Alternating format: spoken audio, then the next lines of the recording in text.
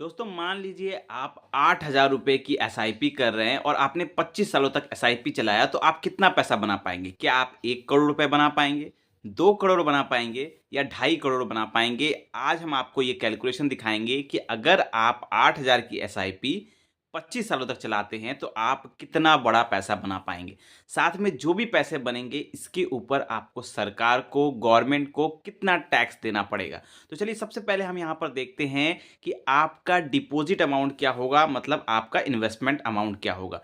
तो यहाँ पर जो डिपॉजिट अमाउंट निकल कर आ रहा है वो निकल कर आ रहा है, यहाँ पर आप देखिए 24 लाख रुपए। मतलब अगर कोई 8,000 की एसआईपी 25 सालों तक चलाता है, हर महीना 8,000 करके वो एसआईपी की किस्त बढ़ता है, तो 25 सालों में जो उसके पॉकेट से जो पैसा जाएगा वो जाएगा 24 लाख रुपए। वो उसका डिपॉजिट अमाउंट हो गया, इन्वेस्टमेंट अमाउंट हो गया।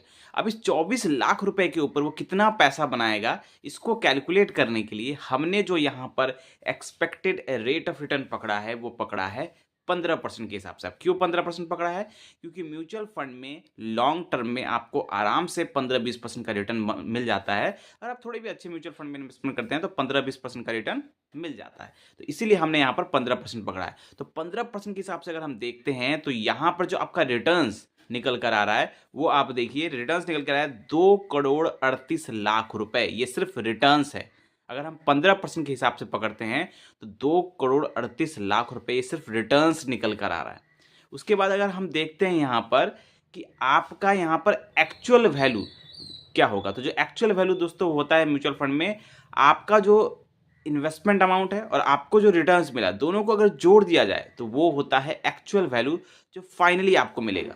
और वो निकल कर आ रहा है, आप स्क्रीन पर देखिए, 2 करोड़ 62 लाख रुपए, 2 करोड़ 62 लाख रुपीज। मतलब लगभग 2.5 करोड़ रुपए से ज्यादा आप पैसा बना पाएंगे अगर आप 8,000 की एसआईपी 25 सालों तक चला लेते हैं। और अगर आपको 15% का रिटर्न भी मिल जाता है तो भी आप 2.5 करोड़ से ज़्यादा यानी 2 करोड़ 62 लाख रुपए बना पाएंगे। अब ये तो हो गया टोटल वैल्यू, लेकिन इसके ऊपर आपको सरकार को कितना टैक्स देना है। तो दोस्तों म्यूचुअल फंड में दो टाइप के टैक्स लगते हैं। एक लगता है long term capital gain tax, एक लगता है short term capital gain tax.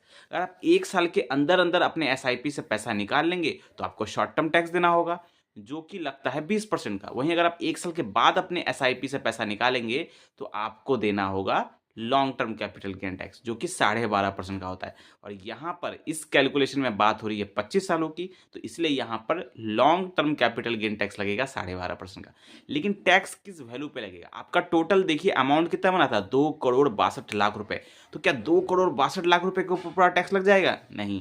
Mutual fund में जो टैक्स लगता है वो आपके टोटल वैल्यू पे नहीं, सिर्फ आपके रिटर्न्स पर लगता है। अब आपका रिटर्न्स देखिए कितना था, रिटर्न्स आपका था 2 करोड़ 38 लाख रुपए। इसके ऊपर टैक्स लगेगा, लेकिन इसके ऊपर भी एकदम डायरेक्ट टैक्स नहीं लगेगा, पहले इससे माइनस किया जाएगा 1,25,000 रुपए। तो पहले हम माइनस कर लेंगे, माइनस करने के बाद जो वैल्यू निकल कर आ रहा है वो आप देखिए 2 करोड़ 37 लाख रुपए। अब इसके ऊपर 12.5% का long term capital gain tax लगेगा जो कि निकल कर आ रहा है यहाँ पर 29 लाख रुपए के आसपास।